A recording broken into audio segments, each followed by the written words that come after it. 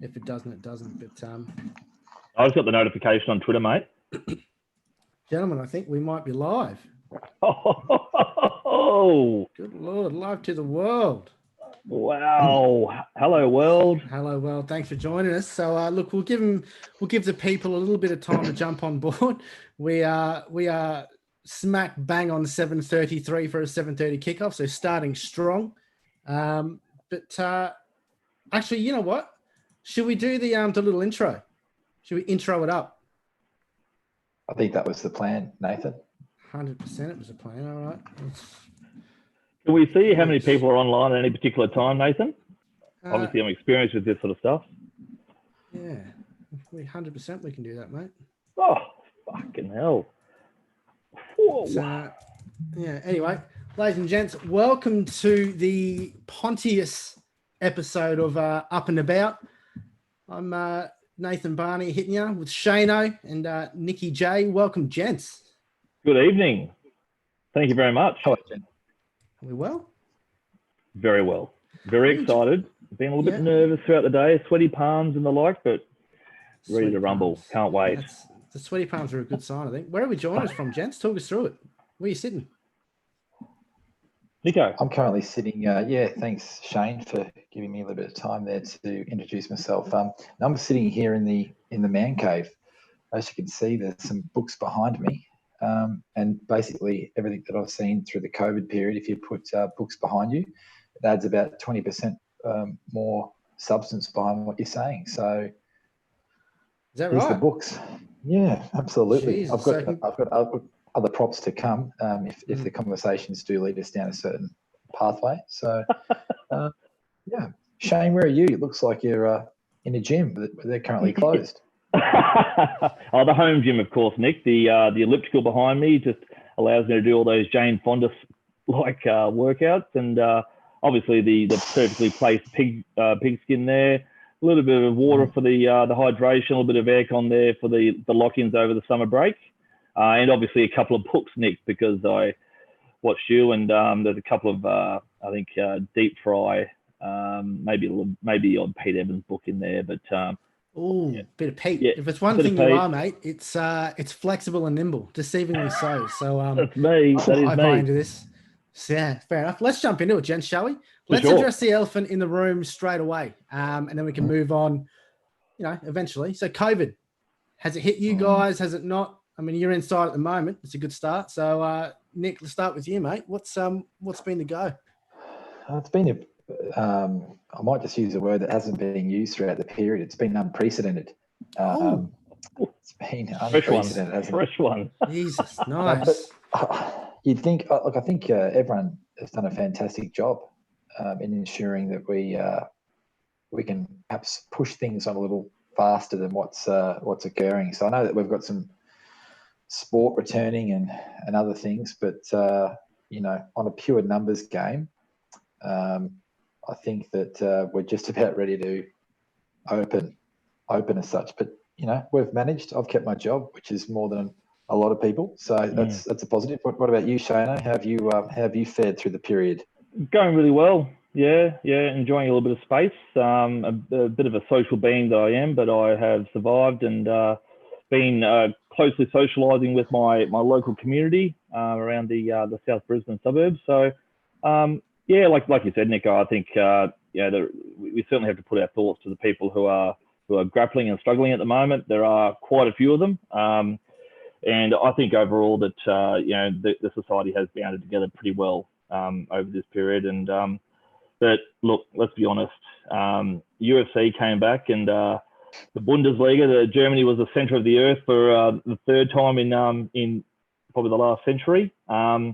So it was very good to get some live sport back, and can't wait for the next couple of weeks when the footy codes are the genuine international code and international sport to watch. Let's jump into it, gents. Let's jump straight into it. Before you tell us what you've been up to, Barnier, because I think one, you haven't told us where you are, and there's a bit of a story about you finding your way back to the homeland, and then actually that's the story to how COVID started, because it kind of aligned with your return for one thing. But I think that the bigger elephant in the room is that I think there's some people who have enjoyed the social distancing. I'm a social person, but geez, it's been fantastic to not have to create excuses to not socialise with people that you have no interest in communicating with, because the government are just telling you not to do so. So that's been Shout exciting out to the government. But for you, just give us a sense of what it's been like to come back to your homeland in this period of time. Yeah, look, thanks for that, Nick. Look, I won't spend too much time on it because I don't have the most exciting life, but I spent the last 2.5 years in the UK, married, couple of stepkids, and so I've come across first to, do a bit of reco job on the old Oz land and set some stuff up, and then COVID hit, really screwed me over in a way, but the good news is the missus is in Melbourne as we speak. The countdown is on. I think she's actually out in 12 hours, give or take. So she'll be up this way Friday. So exciting times there, Nico. How's the accommodation being down south, mate? Have you got any feedback? The accommodation? The accommodation, terrible, mate. Absolutely terrible. So look, and it is very easy to be quite flippant with this situation. And look, we are disgustingly humorous, so it's going to be very hard for us to keep it in check for a moment. But I don't envy the government with what they've had to do, but there's just a handful of things, this 10-person to a restaurant and pub thing. I struggle to understand what that's based on, considering you would think common sense. Let's just take 30 seconds, right? Let's think it through for 30 seconds.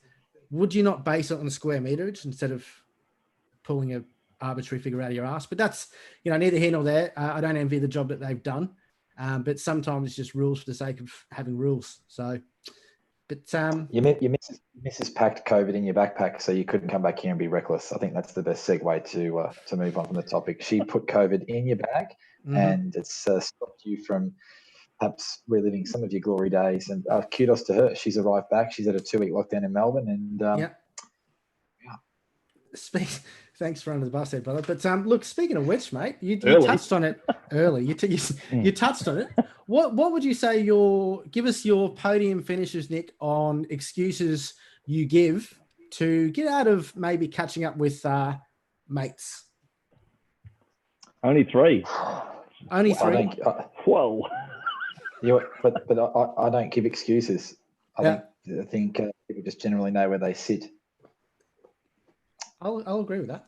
Yeah, fair enough. Yeah, good. All right. Oof. All right. So we jump into the footy, gents. Jump into the footy. So we'll kick it off. The NRL getting stuck in this week, next week, one of the two. Next week it is. Next week. Yeah, there you go. Yeah, rugby league. It's going to be good. It's going to be good. Rugby league. What's your take there, Shano? Thursday night, kicking it off.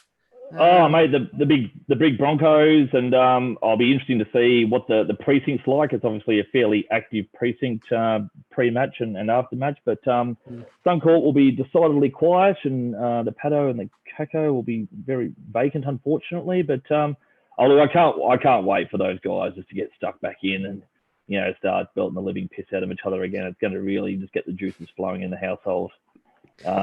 And obviously Gus and Lockie and Joey and the boys. Mate, I'm counting down. I know that there's another event, pretty significant event happening 8 days later, but next week, that'll do it for me. What's going on with bloody GI and Slater and old mate? Mate, they're like the old boxers. Sorry, Nico. I was going to say, we kind of joked a little bit last night in our pre-game chat that there was let's call it what it was, Nick. It was intense research and preparation for this evening's show.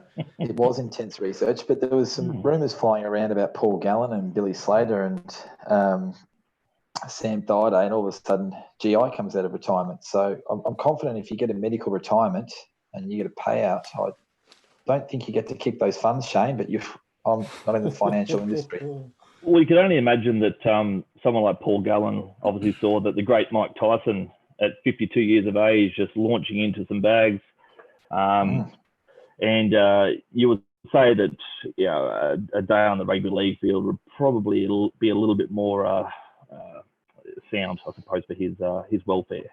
So possibly that was the reasoning. He obviously wants to do some amateur boxing on the side, but Billy, GI, mate, they're all like the old boxers. Any sort of time, when the bank account dips a little bit lower, they need to get out there and threaten the body again. So good luck to them. It'll be interesting. It'll be a rogue year. We'll see all kinds of random things happening, but it's exciting to have it back. Should we just quickly run through maybe what's your predictions on the top 4? We'll start with rugby league. We're here. We may as well stick with it. Good. Yeah. I think I'm not necessarily going to give you 4 clubs. I think what I will say is I think the most exciting thing for I think it's rugby league, although the big guy's been calling it rubber league. But I think the best thing for rugby league at this point in time is that it's actually been 3 seasons in one for a number of years, where you've got the pre-origin, the during origin, the post-origin. It's just so hard to predict. I mean, the players that are leaving for origin, and then the players that are getting plucked from playing at the Wagga Blues, because it's not that, you don't have a list and you can stick with it like professional sports. It's still really a semi-professional sport, rugby league, whether you like it or not. That's what it is. That's the reality. So I think that this year you're actually going to see a true premiere with origin becoming after the grand final. So I think you can't go past clubs that perennially cheat, like the Sydney Roosters, in terms of salary caps. I think that you look at the Roosters to be very successful and then find out 3 or 4 years later there's been some salary cap issues. I think my boys, the Melbourne Storm, will be thereabouts because they just have been for forever. We'll bypass the cheating kind of stuff there. I'll throw a smoky, and I think the West Tigers might be thereabouts. And just a feel-good story. Wouldn't it be good to see the boys from across the Dutch after basing themselves in Tamworth? And I guess the main reason why the season can go ahead with those boys coming over here, I'll go the Warriors to be a smoky for the top 4. Yep, that would be a feel-good story. And Jansen, true fashion, we'll just hit the record button now, so we'll jump straight in. Let's have a quick little look at a potential for. Oh, here we go. What's going on here? Whoa. Okay. Oh, that is sensational. That. Wow. Good Lord. That is well oiled. That's legit. Wow. That's legit. Yeah. There you go, everyone. Anyone that was questioning us, cop that. Yeah. You're welcome. It's a stamp of approval that we're authentic and real. Yep. I guess the one thing that doesn't qualify us to do a podcast is the fact that none of us have played sport at the highest level. So I guess our opinions are a little bit less. Would that be correct? Because we haven't played sport at the highest level? I think that's probably the most ridiculous thing to come out of your mouth since the last ridiculous thing you said. But Shane, let's jump straight into yourself, mate. We won't go 4 clubs. Give us one club. Who's going to take club? It out? Look, heart says the Knights. The brain says the Storm. I think the Storm are still loaded. They're coiling up down there in Albury, and I think they seem like one of those teams that will handle adversity better than most. Very well coached, very well led by Cam Smith. So I'll go to the Storm boys. I reckon they are the ones. And just a quick one, I reckon State of Origin towards the end of the year as a showpiece period, whether it's over 3 or 4 weeks, I think it's going to be a sign of things to come. The Wednesday little slip in, I can't see it continuing after this. I think it's going to be a carnival of Origin because that's really the only thing they've got. Ooh. Interesting. Nick takes. I like that. No, I think it's true. If you can have your showpiece, it's always a bit like it's a strange period. You have it through the middle of the year and everyone's up and about, and then you sort of drag the 6 to 8 weeks after the final Origin into the final series. So I think that your grand final should always be your showpiece, but I guess we're talking about a sport that rates playing for your state higher than your country. So it's a bit confusing, isn't it? The whole shebang. Maybe turn into a best of 5 series. Best Maybe of 7. Just rubber league, mate. Scrap the NRL and just have Queensland play New South Wales every week. Yeah, perfect. Fantastic. There's the money maker. Channel 9 might stay on board with that, just quietly. But anyway, let's jump into the AFL, gents. Not too far off. Nicky J's just here we go. I'm going to take a little pun here and say you gents are a little bit excited. Shane, let's get off with yourself. Let's cut to the chase, mate. St Kilda, where are they going to finish? The Mighty Saints, I reckon they'll finish top 12 this year. Yep. which will be okay. Which will be okay. No, that's Yeah, fair. yep. Look, they had another heartbreaking loss. I don't want to talk about the Saints. They've got scars on my arm for all the experiences they put me through. But yep, top 12. I think they had a disappointing first round loss to the mighty Kangaroos, of course. But no, top 12. We're not quite there. We've recruited. We've spent too much money. We're broke. But 2021, look out. Keep funding us, AFL, please. Just fingers and toes. Excellent. Nicky J, your boys there, the Pies. Talk us through it, mate. Well, I did predict us to win it last year. Yeah. And we didn't. So I'm not going to say we'll win it this year, but geez, I'll be awfully disappointed if we don't. But at the same time, I can already hear people, whoever wins the flag this year, saying that it's not the same, if there's going to be crowds and that type of thing. But a premiership is a premiership. So, yeah, we should, especially after who knows, given the fact of, what's been happening in the last few months. The Pies, minimum top 4. Barndog. What about the Suns, mate? Where are your Suns headed? Are they still in the competition? They were. No, they are, mate. They're not going anywhere for at least 3 years, mate. So we're nice and safe for another trilogy of conquest, I guess. But I think I'm similar to Shane, but I'm going top 16. So, yeah. Okay, more question. Who are the 2 teams that you're actually going to finish above?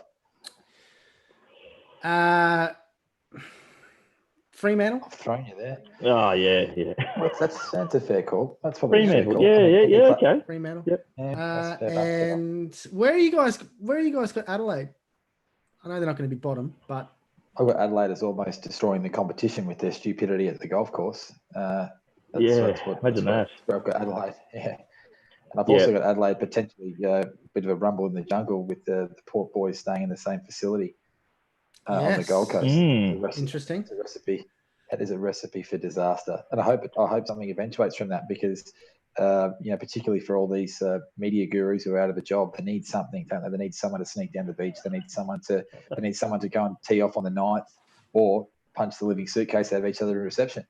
So, yeah. The old Ramsgate, round 2. Yeah, Mark Rasciudio. Bring it on. Look, I'm well quoted in saying that the Australian sporting media are a pack of absolute mongrels. I'm being very polite because, I appreciate we've probably got some young'uns watching. But I just don't understand. I've seen an article the other day. I think, Shana, you might have brought it to my attention. No, I think I've seen it on Twitter. Anyway, one of you fantastic folks forwarded it to me. And it was someone from Fox Sports. I'm not going to repeat his name because it'll give him a little bit too much, spotlight on him. Doesn't deserve it. But literally went after, I think it was the NRL referees, the head of the NRL referees or something, but literally just tried to tarnish this gentleman's reputation, pointing out, what he does for work. And he owns a couple of businesses and just making light of it. And the only positive to come out of it was the public's overall reaction at the absolute shit display of supposed journalism. Yeah. Australian journalism is pretty poor anyway, but the sporting journalists, I think the percentage is far too high of, pretenders, I guess. So are we going to see more of the same? Or? Oh, it's a massive pool, isn't it? Yeah, there's such a massive pool. Every former player for the past 5 years has a platform in some capacity, whether it's a Twitter feed or whether it's a regular episode on a morning show in Perth or Adelaide. They all have to grandstand. Their own home. that was actually I stopped myself from bringing that in there, Nick. But I guess all trying to have a say. Coming at you. So it's not just the ex-professionals; it's also the ex and current amateur footballers. But yeah, they've all got a platform. They all want to maybe spread their wings and get a little bit bigger and get onto a commercial network. So they have to get juicy. And I think the based on the marketplace en masse, really launching in, grabbing that sort of stuff. It's difficult because it's clickbait, but it seems to get people by.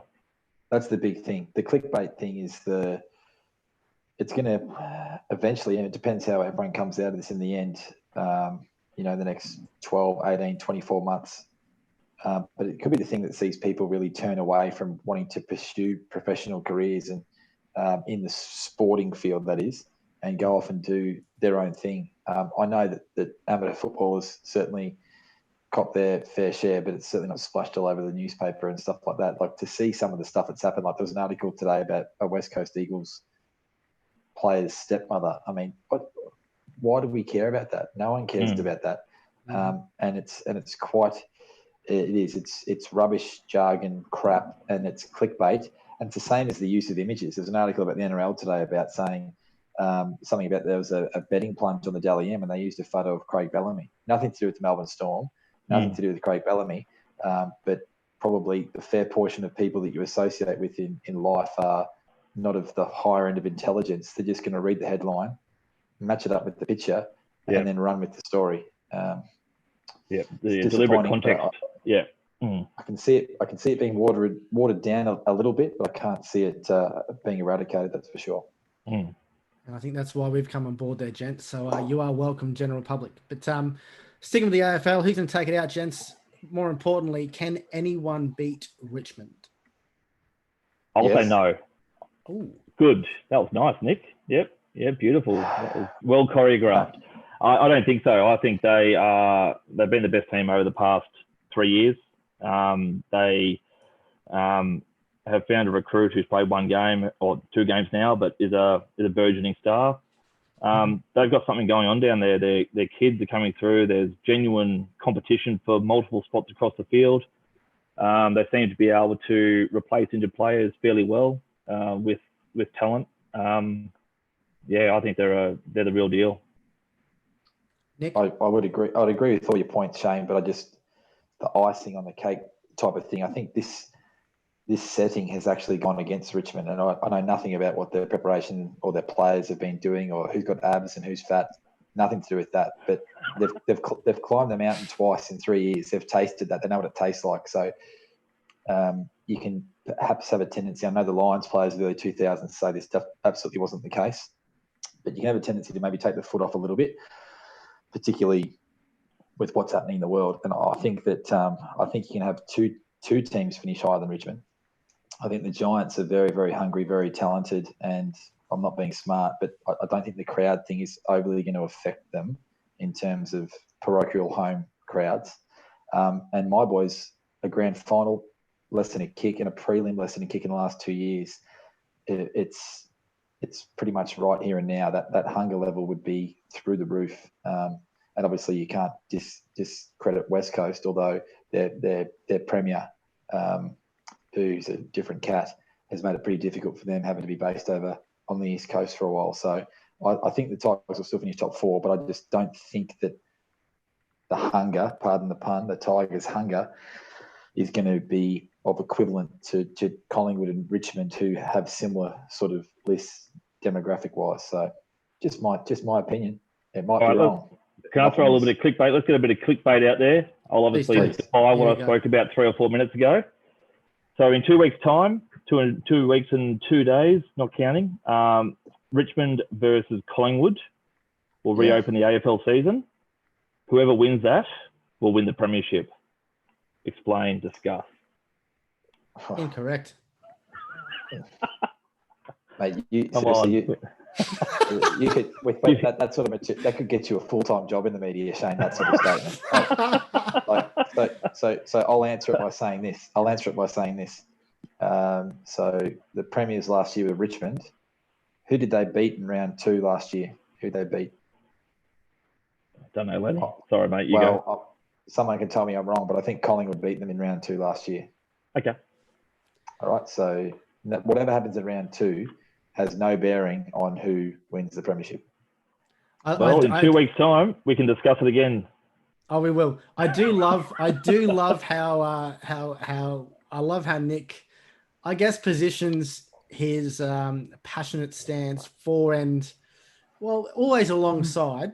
But I love how you always kind of position your stance with Collingwood, never getting too far ahead. Steady as she goes. Yeah. Nathan, you there's a couple of Byron Bay apartments that know how passionate I am about Collingwood. There is. And in 2010 and 2011, we didn't win, and that passion displayed in those units. Yeah, it overflowed. That's true. That was It did. It was a beautiful few moments. But Brisbane Lions, what's going on? They've obviously reignited a bit of passion, Southeast Queensland there. But can they go any better? Like, what's happening there? I've got them in the grand final. I've said it, grand final. I've got the top 8. I think that the Gabba Fire is certainly something to behold. Absolutely, it's a place that became a bit of a fortress again last year. Threw us back to the early 2000s. I find it interesting with regards to the reduction in the number of people in the box. I think that's something which is going to be analysed over the first couple of weeks of the football return. But Luke Hodge, as an on-field general, the real educator, the guider, the supporter, the strength down in that back half, I found that to be fascinating at that level. I think it's going to be more and more important with less analysis happening in the box. Those on-field leaders, so whether you have leaders across each 6 or just splattered across the field generally, I think, with a young group, particularly that back half, I think that he was a real steadying force. I know they brought Birchall in, which I think is a prudent choice based on his experience. But yeah, I don't know. They looked a lot stronger and a lot steadier down there. So I don't know. I find that on-field leadership is going to be more and more important in the coming round. So top 8. Interesting. Yeah, some good points, Shana. And I think that your point about the Gabba, I think that's where the Lions are going to be hit really hard. Membership was up to really good levels, I know that, and then the general talk and the general feel in the local Southeast Queensland community was there for the Lions again. And we know we talk about the bandwagon and the jokes of years gone by that they jump on and jump off, but the reality is they were well and truly on. And to the GWS side of things with no crowd and them having not used to the parochial sort of stuff, I think that the Lions actually do get an extra kick out of the crowd when they're there, particularly given that it's been growing, I suppose, the last couple of years. And I think that 2020 could have been a year where the place was packed, and it's a pretty awesome place to be, the Gabba, when they're up and about. It's especially when your team win and you walk out amongst those Brisbane Lions supporters. But I feel sorry for the Lions, but I think they'll play finals, but I don't think that this COVID-19 situation's going to help their cause. Do you think, out of how big an impact do you think not having crowds is going to play? And will it affect some teams more than others? I think from what you've said, Nick, I think you'd probably throw the Lions in the mix there. And so are you saying that some of the younger players, especially in the up-and-coming teams, they get a bit excited and maybe they don't have the professionalism to a degree to really dig deep when they haven't got a crowd back in them home? Well, it's two-way, really, isn't it? Because the kids wouldn't have been used to playing in front of crowds for long periods of time, or if they're fresh into the system, they've been playing underage footy or local footy where you don't really get much of a show. I guess the thing that could throw them off is an empty MCG is, and I've been on sporting tours and things, so you've been inside the stadium and it's empty. It's a pretty eerie sort of feeling to be playing footy, combative. Yeah, it would play with your mind a little bit, probably more so as the season goes on. So I think the early wins are important, which kind of goes against what I said before about who cares who wins round 2, but early wins are important. Can you say that? Can you double cross that? Makes sense? Yeah. I think that's what we're all about, Nick. So Brisbane Lions will not make the grand final, just in support of yourself there. Shana, you want to jump in? Yeah, but I think just I find it interesting around some of those players who really do play off the crowd. And there are those types. I think there's a couple of individuals per team who really light up when they get the ball, the crowd lights up, and then the crowd lights them up. It just seems to be this sort of symbiotic relationship. So you look at a Dusty or a Jordan De Goey or someone like that who seem to really feed off that energy, the pulse that comes out of the stadium they're playing in. It'll be interesting to see how they inspire themselves, enthuse themselves throughout. Yes, they're professionals and all that sort of stuff, but that extra factor, I think, will be really interesting for those guys who are probably more of the extroverted types in our comp. That'll be interesting to see. The negative side of it as well, isn't it? Like there's players who thrive on the negativity, like a Toby Green. Yep. he's had to thrive on it because he has had no choice. So does it play against him, or does he go to another level, not having to deal with that? They're all. It's just that's why I'm excited. It's so fascinating to see how it's going to play out. I think it's going to be. I'm not sure about the canned laughter, canned crowd sort of stuff they're going to be producing. It's going to be a bit awkward. I don't mind listening to the players, particularly for younger footballers who, I've been playing junior footy, just chasing a kick, to hear the direct talk between players, directional talk. I think it's a fantastic learning tool for local levels to watch. I think that's what we got out of watching round one, was how loud it is, the players communicating. Because as the saying goes, you without football for a lot more of the game than you're with football. So it's what you're doing without it. So it's that communication side of things. So I think that can be something for the youngsters who are listening tonight. I've got some gambling tips for the youngsters as well a bit later, but I think that for the youngsters watching the footy, they can real youngsters. Yeah. Don't knock the candle after too early, Nico. We've got quite a long season of podcasts to come, so I'm sure we'll get the red button in the corner there at some stage, add a bit of audience effect. I've already Are we still on? Are we still on? They haven't cut us off yet, have they? No, I've no idea, mate. I didn't hit record till about 15 minutes in, so it's a solid start. I did pick up on that. That was good. If you don't watch it live, you don't deserve to see it all. That's some fantastic stuff. Yeah, how serious is it going to be, and is it just going to be a bit of a mob of sore losers? The ones that are going to come out probably 5 games in and start shouting out from the rooftops that it's not a real season. There's no crowds. It's disruption, all that kind of stuff. Is it easy to dismiss? Do you think they'll get a bit of traction there, or we'll be all right? No, I don't think they'll get any traction at all. I would imagine that at some stage throughout the latter half of the season, when it gets to the business end, that we will have crowds in some form. It might be social distance. It might be every fourth seat. There might be a limit per section, which can all be very easy to regulate. But independent of that, as a Suns fan and as a Saints fan, I'd love an asterisk next to 2020 if St Kilda's named as a premier. I would have absolutely no concerns. I'm sure I could celebrate long and hard with Molly. It would not affect me. So, I don't think so. Molly Meldrum, how good. Clarification. Yep. No, I think there will be an asterisk beside the premiership, because there'll be no team, no club that's experienced this amount of adversity to win one, because of all the things we've discussed. The no crowd, the no motivation, the hubs, the restrictions, the ludicrousy, all of the above. It deserves an asterisk for the positive reasons rather than negative. But we know that positive stories don't sell. So people won't reflect on that. You won't see that at the front page of the paper. You won't see that being discussed on panel shows. It'll be the negative, because that's what riles people. It gets them up and about, doesn't it?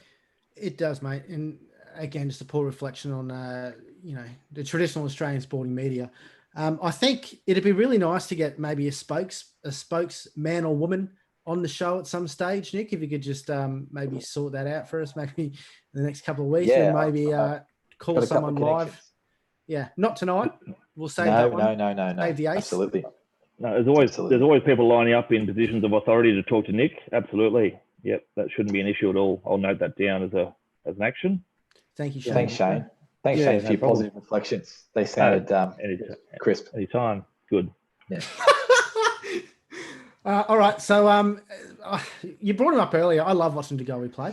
The term weapon gets thrown around quite frequently with him. How's he going to go with the Brownlow? I'm not sure. How did he go last year, Shane? Was he? I think that because he's such a sort of, he's never, I shouldn't say never, but he's a moments player, isn't he? He comes. He's thirsty. He'll have a 10-minute patch where he'll just turn it on. Yeah. A little bit like the great Alan Didak from the early 2000s. Didak would have great patches where he'd really turn it on. I guess someone like a Leon Davis as well, if you're talking Collingwood terms, where, like, you look at Ackermanis. Ackermanis was someone who could actually string 5 minutes of play into 10 minutes of play, into quarters of play, into half a footy, into 4 quarters of great footy. I think there's a bit of, and I'm a Collingwood man, but there's a bit of hype that needs to be played out with Geordie, and I hope that he gets a platform for it this year. But I don't think he's a Brownlow type unless he spends a bit more time in the middle, Shane. Yeah, I agree. I think the motor is going to be the core thing. And I suppose when you look at someone who, if you're looking at where Geordie should go, it's the Dusty model, where he has to spend a lot more time being effective in the midfield. And when he goes down, he doesn't rest. He participates and scores goals. So I would imagine that he's going to be someone who has to spend a lot more time in the midfield, have to build up his tank to be able to run for a lot longer in there to get the posies and cause the damage in there, and then still have to go forward and kick his 3 or 4. It's not an easy gig. All right, Dusty, Brownlow or not? I think he's the type of player that, well, he's obviously been there and done that, and we know that the umpires look for him. So shorter quarters, I would definitely put a couple of dollars on once we see the price list. I think he's going to be one of the favourites naturally. Every article that's about the AFL in most of the media has a picture of Dusty, whether it relates to him or not. So he's in your face, and we're all human. If you see something long enough, it's like during the summer of cricket when you see all those KFC and VB ads, you end up coming home with a 30-pack of VB and a 2-piece feed, and you're not hungry or thirsty. And they got the Tower Burger back. What's going on there? The greatest creation in KFC history outside of Tower extra Burger. seasoned chips. What is it? The The Tower Burger. Oh, the Tower Burger. Is that a London thing? No, mate. No, Tower Burger. No, It's like okay. hash brown. It's glorious. Oof. Anyway, Yeah. Shana, who you got for the... For Charles? Mm. Yeah, I'm going to go Pendlebury. Oh. Yeah. I know he's surrounded by quite a few stars, but he'll definitely get 3 votes from round 1. Nick, I think he was just so significant. He was. He's going to be a connector. He's going to be a leader. He's going to be someone who is in charge of the biggest footy club in the town. So I think he looks awesome.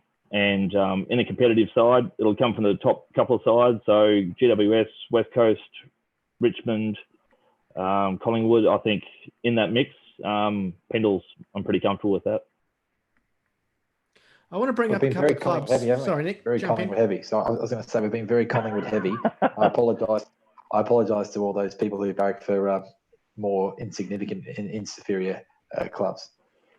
Sorry, Nathan. Yeah, that's fine. Yeah, cheers, Nick. Yeah. I'm sitting right here. Yeah. Anyway, I want to bring up a couple of clubs to get your thoughts on them. Hawthorn Hawks. What do you reckon they are? They're an interesting side. Still solid.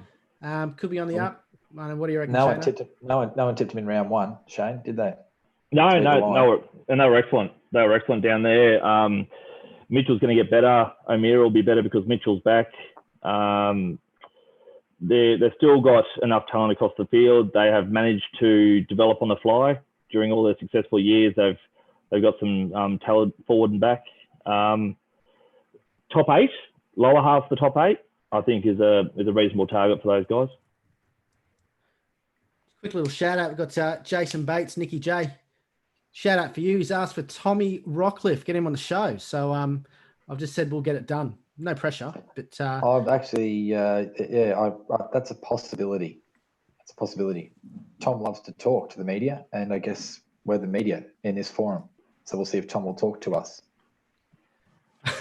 I think we're the media full stop, mate. So you're residing pretty close to him, Nathan. You might be able to hook up at a local cafe within the sort of 4 square metre boundaries and get him on the show. He's on the coast now. He's on the coast now. Yeah. Look, I've made a pretty open declaration that I'm not going to leverage my own immediate network for the good of the show. So final series, stay with me. Final series, I think that's a different kettle of fish.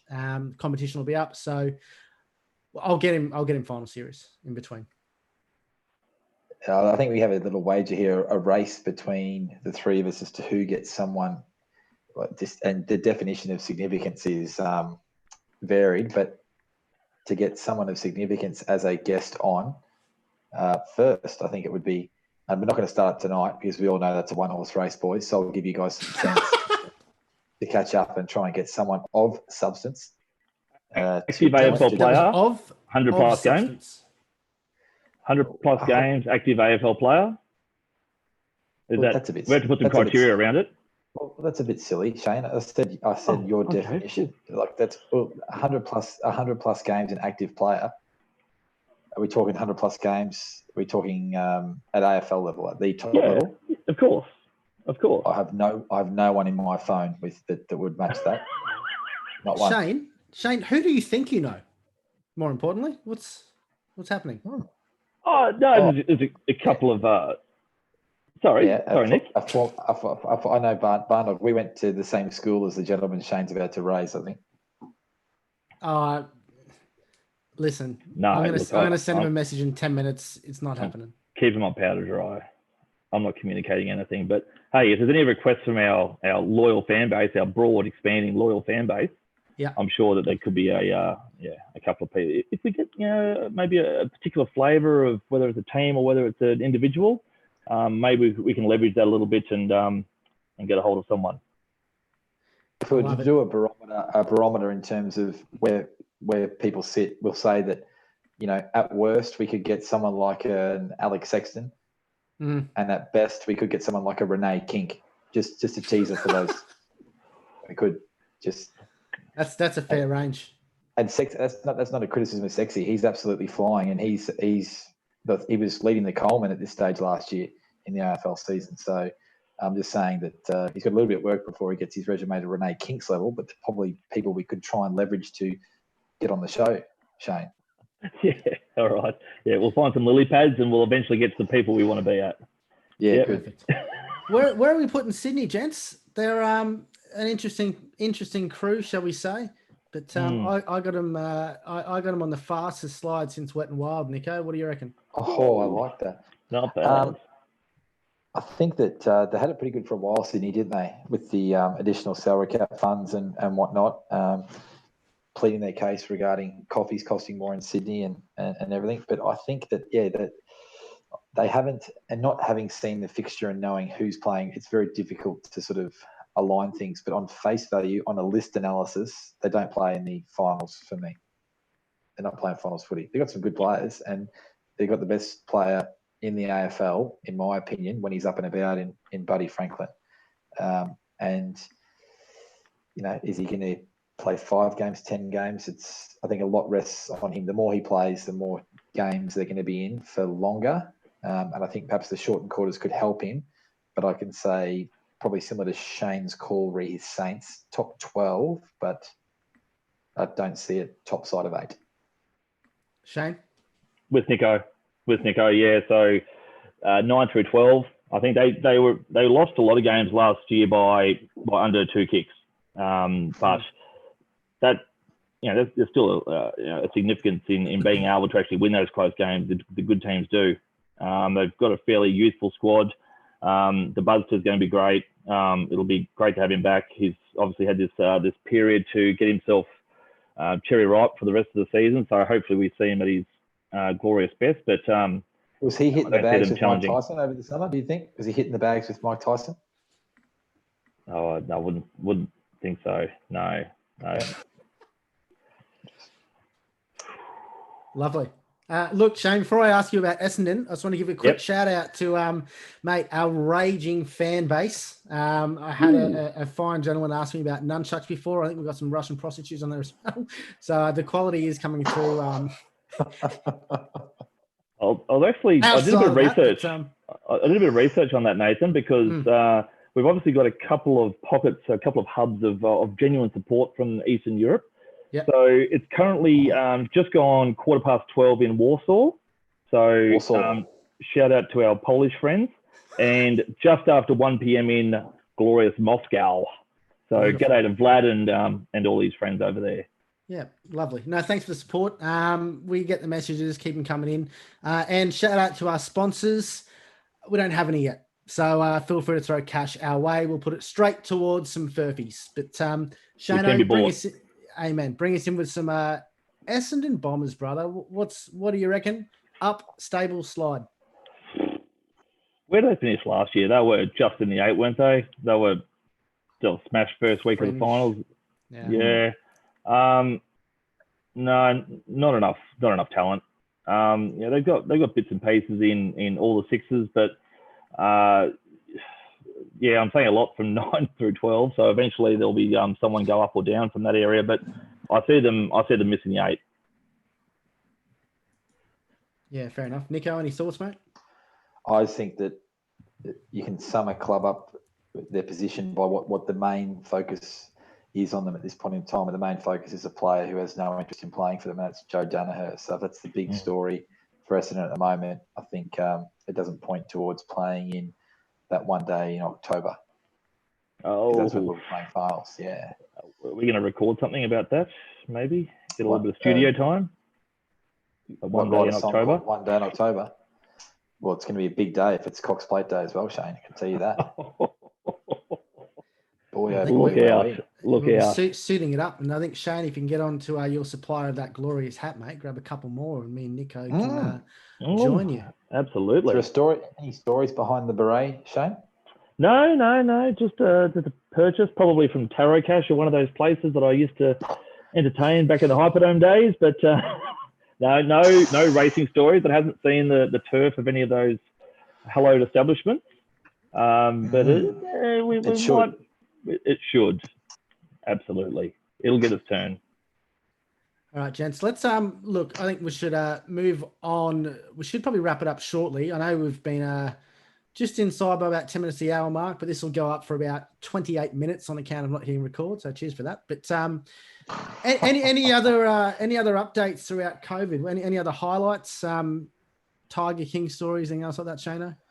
Oh, not really. I do want to apologise. Oh, there's the mascot. G'day, Stevie the bird. I want to apologise on behalf of a mate of mine. I did head over there at some stage late last year. So this is my first time I can actually look down the barrel of a camera and apologise. So it's a friend I don't want to name because he might get embarrassed for what he did. But went to his house, picked up a glass out of his dad's fridge, and we're travelling somewhere. He stole it out of my hand. He proceeded to throw it at a street sign, and it's never to be seen again. So I wanted to apologise to his father for not holding the glass tighter and allowing him to actually take it off me and to destroy some very valuable property of his. So you know who you are.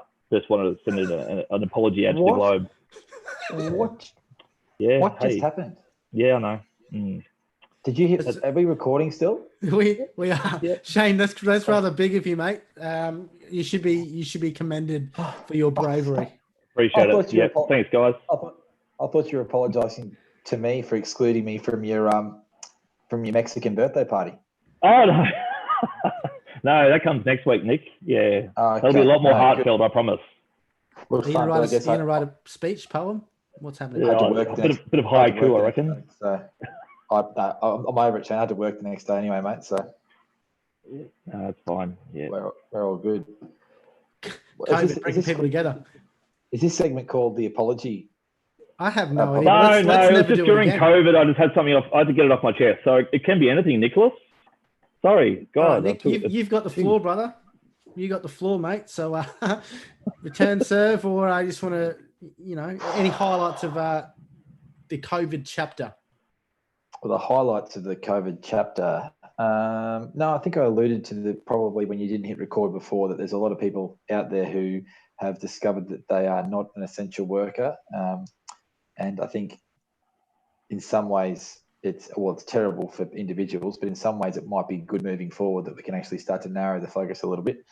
But that may come across as being pretty selfish because my industry is travelling quite well. But I would say that in the punting game, just a little tip for the punters out there.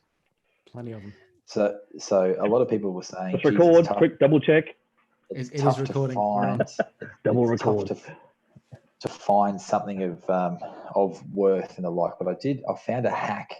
I found a way to actually to hack the punting system. And here's just so get yourself a pen and paper. It's in the esports field. Now I know nothing about esports. I had a Super Nintendo, and I've got a Wii that's gathering dust and has never been used beyond the 3 days that I had it some 10, 15 years ago.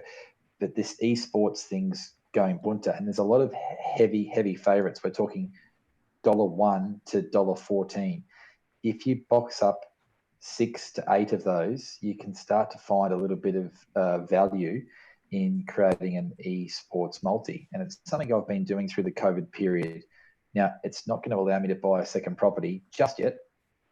But what I would say is those looking at getting into punting for the first time and the lack of sports to bet on, although horse racing's been magnificent, try your hand at esports, because you can just look at next. There's something, it's happening 24 hours a day almost, because we all know that people that play video games don't sleep because they're a little bit weird. So there's video game competitions happening all over the world 24 hours a day, and you can just continue. Like if the multi falls over, you just bet again and again and again and again, and you too can stay awake continuously. So it's, it's not an apology like Shane's about destroying someone's property as well as hurting council property from the sound of what you did, Shane, but this is more an investment in your future. Yeah. Yeah. Mate, is there any chance you reckon we can get one of these esports stars to take their headphones off, or maybe just reapply their headphones and come online and give us a little bit of detail around how they play Call of Duty or Fortnite or Mario Kart or whatever it is that they play these days?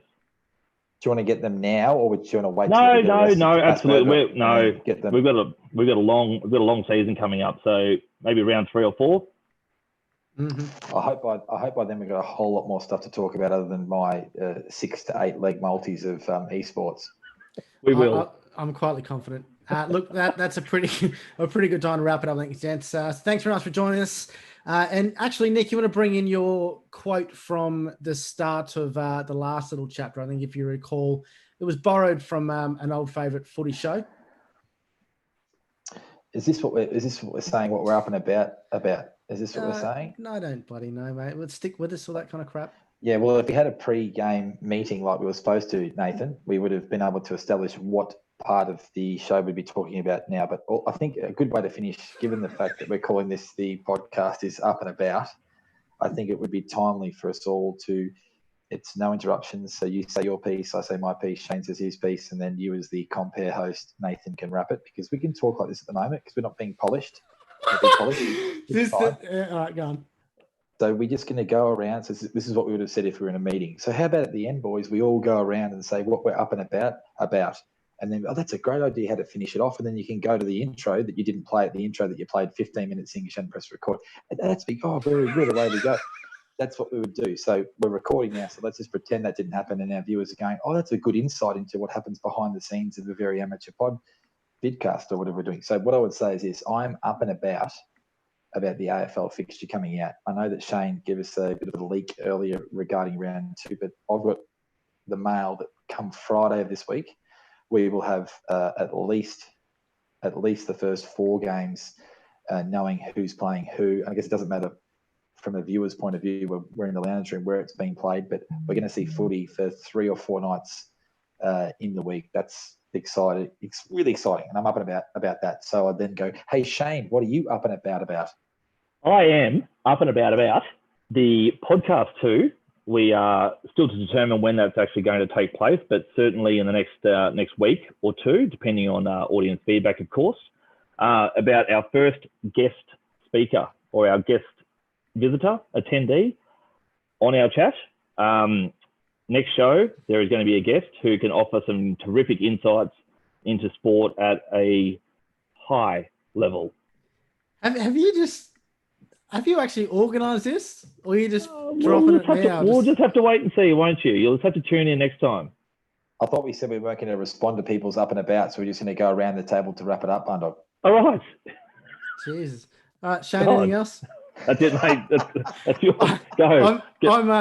Yeah, shush now. My turn. So I am up and about Nick's. Fucking hell! What I was actually after, Nico, was for you to say something on the lines of, it's going to be rough early, but stick with us, something like that. Oh, that's but, what. You've had your chance, mate. You've had your chance, but look, it's an opportunity missed, like so many others. But I am actually going to get a little bit personal. I'm up and about the reunion with the beautiful wife in a couple of days. So she's a little gem, and I'm very lucky to have her. So we're going to have a little bit of a break. Let me rephrase that.